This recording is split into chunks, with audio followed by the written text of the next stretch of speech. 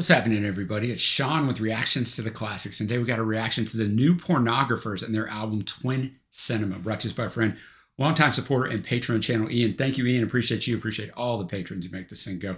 You like sports in any way? Check out that Patreon link below, the Patreon link on the Instagram. We're running a free trial right now. Go check it out, man. We would not be able to do this channel without the patrons, so we super appreciate it. All right. I know who this band is, and the only reason why I know who they are, one, they got an interesting name, right? I mean, let's be honest. But also, because Trey and I back in 2022 did top 5 albums of every single year. Each of us picked 5, so really top 10 albums from 1965 to 2022. This album came out in 2005, was actually my number 4 album of 2005. But here's the irony to it. I don't remember this album at all because I'll look back through that list now and I won't remember any of these albums because what I did is I was listening to 30 to 40 albums for each year. So we'd film one a week, right? It took us a whole year of filming. So in a week, I'd listen to 40 albums. So, I'd take notes like this album's great. I'd rate each album, but like, I don't remember it at all. Like none, because it's just so much music you're putting into. So, and I kind of just forgot about them. So I'm glad that Ian brought it. You know anything about them? They're a Canadian indie rock band formed in 1997 in Vancouver, presented as a musical collaborative and supergroup of singer-songwriters and musicians from multiple projects. They've released 9 studio albums. They've received critical acclaim for the use of multiple vocalists and songwriters, as well as for elements of power pop incorporated into their music. Their name was chosen by Carl Newman, who has said that he came up with it after watching a Japanese film called The Pornographers. Ian says the new Pornographers are my favorite Canadian band, and the 2005 album Twin Cinema is a well-rounded indie rock tour de force. It's extremely well received in the music press, yeah, I'll get to that in a second, and sold reasonably well, but never made it to the big time. They use a wide variety of instruments and share the vocals, meaning they have varied songs, but they still have a distinctive retro sound. Releasing albums on the Matador label in the UK, they caught my attention as a big Belle and Sebastian fan, who are also on Matador, and I got a ton of Belle and Sebastian up that Ian brought. Go check that out. This was the 3rd studio album, released in August of 2005. Metacritic takes all the critic reviews and puts them into one score, so it's always really reliable. 85 out of 100, so sky high. NME only a 5 out of 10, which is surprising. Pitchfork 9.0 out of 10. All songs written and sung by A.C. Newman, except Where I Note. And that's about all I got for you. You got Nico Case on vocals on some of these, but I'll kind of get into that in a little bit. If you've never been with this before, the music will not be in the video, but it'll be our Vimeo link below. So click on that and follow along with us. And we'll get to the album opener, the title of the album, Twin Cinema. Ian leaves comments and grades every song, so I always love it. Ian says, distinctive guitar dominates the song and is almost a duo to Newman's vocal. Solid opener, 7.5 out of 10. I'm going to have the lyrics up as always. Thanks again, Ian. All right, Twin Cinema. Just a fun song, right? I have no idea what it's about. I read the lyrics. Who knows? Who cares? You guys may know, but just a great sound to it, right? And the guitar work, as Ian pointed out, is fantastic. But AC sounds really good. And, just coming in and emphasizing certain words where they all come in. Really good opener. Next up, we have The Bones of an Idol. Ian says, Nico's voice makes a nice contrast to the opening track and it's a very different feel from the noisy opener. Once again, 7.5 out of 10. The Bones of an Idol. Also not going to speculate on the lyrics on this one. I mean, I read them, I was following them, but yeah, definitely a different feel from the opener Twin Cinema, right? A much more dialed back. Nico's voice is great. I thought the synthesizer and keyboard work was great. There's 3 of them that play keyboard, so who knows who it was on here. There's no individual, just an overall album artist credits on it, but yeah, really, really pleasant sound. Next up, the 3rd song, Use It. Ian says, frantic song that seems to be always building, but never gets to what it's frantically moving towards. The quote, wrecking crew use it tonight chorus doesn't quite do it for me. Still a good track, 7.5 out of 10. We're actually gonna watch the video on this one. All right, Use It. A very interesting video. David Cross popping on there. He was helping play the drums, but these mimes helping you go through all these things of life. But a really quick-paced song, and yeah, I mean, I liked it. I don't know if it'll end up on my favorites or not, but it was really good. It was entertaining, right? It was definitely unique as the garage opens and the kids are watching them, and yeah, I enjoyed that. Next up, we have The Bleeding Heart Show, also written by Nico Case along with A.C. Newman. Ian says, almost starts like a Pink Floyd track. The duo builds to a life-embracing, chanting second half that lifts the song to a 9 out of 10. In a 2023 interview, frontman Carl Newman, I guess as he's going by now, said that he considers it the best new Pornographers track. He said, this one just encapsulates a lot of what we were trying to do in the band. what I was trying to do as a songwriter. And it unfolds slowly. It adds parts, a kind of slow burn until it takes off into a big sing-along ending. Plus, it has some of our best harmony singing. It's become one of our most beloved and popular songs, and it makes me feel like I like it even more. Positive reinforcement. All right, the Bleeding Heart Show. I definitely don't remember any of this album. I should remember this song. This song is fantastic, man. This song is great. And, you know, he's in love with this girl and he thought everything was great. And then he sees her, you know, they break up. He sees her with another guy and it's just that easy for her. But he is crushed, man. But yeah, this song is just fantastic. I mean, Ian described it perfectly. This song's fantastic. Next up, we have the very interesting title, Jackie Dressed in Cobras, which I had to do the pause because there's a comma there. Dan Behar wrote it. And Dan has a band called Destroyer who appeared in my 2006. I was just looking at it. 2006 album draft at number, what would that be? 4 for their album Destroyer's Rubies. So I guess the year after this album, Dan was back doing it up with Destroyer. But that album's 88 on Metacritic. So this is sort of a super group, right? Of just lesser known acts. But anyway, Ian says tumbling keyboards and an abrupt ending. Not a bad song. 7 out of 10. Jackie Dressed in Cobras. Probably nonsensical lyrics. Dan, I read a couple interviews with Dan. He talks about the word Jackie. He uses it in different things. He said it always means himself. He said it's a substitution for myself. But then he wrote an EP where Jackie was about Jackie O. So I'm not going to get into all that. But just a quick song. It took me a little while to get used to the vocals on this. But the more it went on, the arrangement of it just kind of pops it in your head. So I don't think it's going to be on my favorites, but it's a good song. Next up, we have the Jessica numbers with AC writing it and John Collins, who plays the bass, guitar, synth, EBow, and does some vocals probably on this song, so I'd imagine. Ian says, heavier sounding song with percussion to the fore in the soundscape. 7 out of 10. The Jessica numbers, most of these songs, you really have no idea what the heck they're about.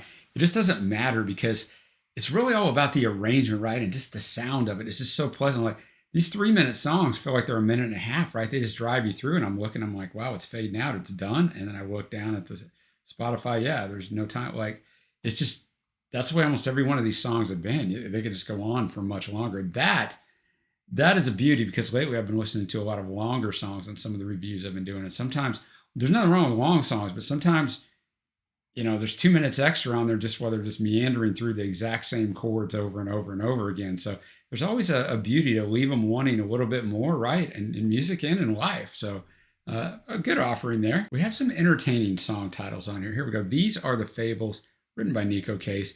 Ian says Nico sings a slower song that picks up the tempo later with some echoey drumming. 7.5 out of 10. These Are the Fables. So different things, like just different fables, right? You got a little Call of the Wild by Jack London book in there. And then we got maybe the Loch Ness, just Atlantis, like the Lost City of Atlantis. All those things in there. But once again, just a quick driving song, right? It was over, and I'm like, wait, what? It's over, and Nico sounds good. Just a catchy little song.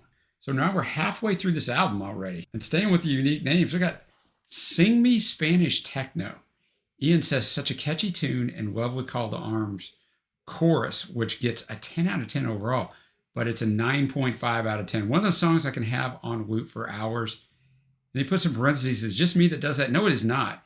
If I find a song that I really like, I'll just hit repeat, right? It's so easy in the streaming world, right? I don't got to go back and rewind it or hit a button. It's so easy. All right, we're going to watch a vid for this one. All right, Sing Me Spanish Techno.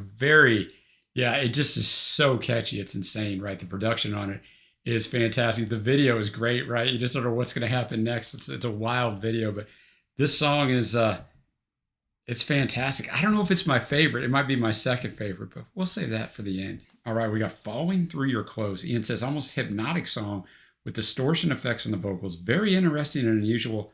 An 8 out of 10. All right, Falling Through Your Clothes. Yeah, definitely different sounding on this album than anything else. I mean, I liked it. It's nonsensical as far as the lyrics go, but once again, another one, I'm like, wow, it's already over. But, you know, this album is just so good. I don't want to get ahead of myself. I got some thoughts on why, but let's go to the 10th track, Broken Beat.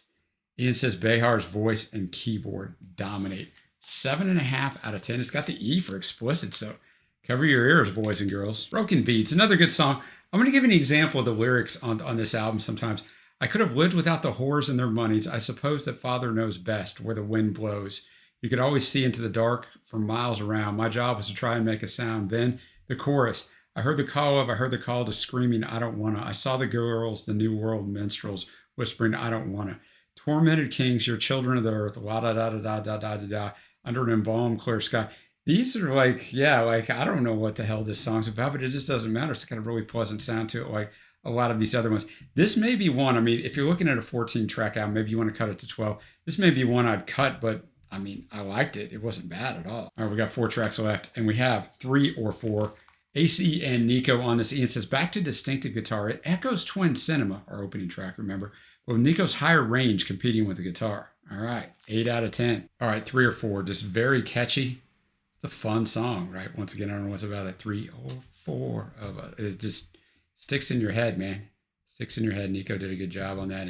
A very good comparison to Twin Cinema, for sure. I think they're both really good songs. All right, 3 songs left. We're going to Star Bodies, written by Newman and Case. Ian says a sing-along that might have fit well on Mass Romantic, another one of their albums. Good track, 8 out of 10. All right, Star Bodies. This song just kept building, right? It's fantastic, man. The arrangement's fantastic. And having both of them on vocals, you know, I mean, the chorus for you, there's not any warning, and love is fire. And the way they just emphasize that, very catchy song, very well done.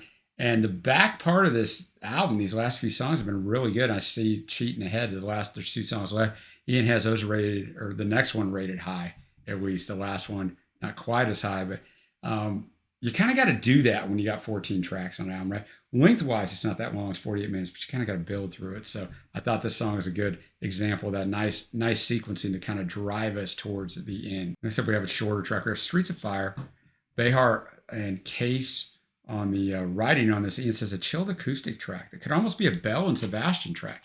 8 out of 10. All right, Streets of Fire. Nico and AC's voice work really well together, but so do Dan and Nico's. It's just a really good song. This definitely could have been a Bell and Sebastian song, but I quite enjoyed it. I thought they sounded fantastic together. I prefer this actually to Dan's solo stuff. I thought with Nico on there, it improved it. All right, we're to the final track, Stacked Crooked. Ian says an average song to round the album off. I felt this was slightly disappointing as it fades out. I felt that it shouldn't have ended the album, but it's still a good song. 7.5 out of 10. All right, Stacked Crooked.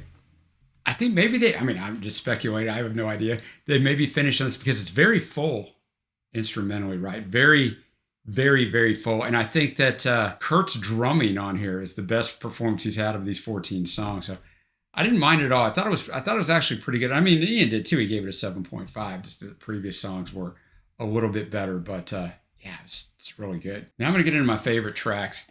And I looked back at my notes, what I wrote when we did that album draft. And at that time, I only listened to it once. I'm like, I didn't have any favorites. I just said incredibly solid, like incredibly consistent. And that's the way I view this thing. I actually do think 2 songs stand out listening to it in this manner. But I think the whole album is just really good, right? The songs are just so solid. So honorable mentions, we'll go with Twin Cinema, 3 or 4. Star Bodies and Streets of Fire. Faves easily are going to be the Bleeding Heart Show and Sing Me Spanish Techno. Now, before we get to my overall grade, let's get to Ian's. Ian says, I really love this album and it vies with Mass Romantic for top spot. Pretty sure I listened to that album and loved it too, but I don't remember. I like that it's not too long, but has 14 pretty varied tracks. No really bad tracks. Perhaps cutting a couple would have improved it. And I gave you one example, one I'd cut, but I wouldn't necessarily, I'd go back on that. I don't know if I'd cut that song or not. I mean, 48 minutes is a good length. It's fine. I bought this album before moving to Belgium, but then lost the CD. I still have the case, but no CD. I think I left it in the auto changer when I sold my car. Those problems back in the day, guys. We had CD auto changers, 5 or 6 CDs fit in there. It's the coolest thing ever. But yeah, another time in another place, right? So I didn't listen to it for years until I moved to streaming. So listening to it again here from start to finish is my 3rd discovering of it. Still grabs me and entertains me. Gives it an 8.5 out of 10. I think it's a great gamble to have a group like this, where you not only have different vocalists on songs, you have different songwriters. So you can have a different feel. And I think that can go one of 2 ways, right? I don't think it's going to go down the middle. It's either going to go down in flames because you don't have a consistent sound and people crave that, or it's going to be fantastic because it's varied and all over. I think you can do 14 songs because of the latter. I think it's fantastic. You can do 14 songs because they are all over the place in a very good way.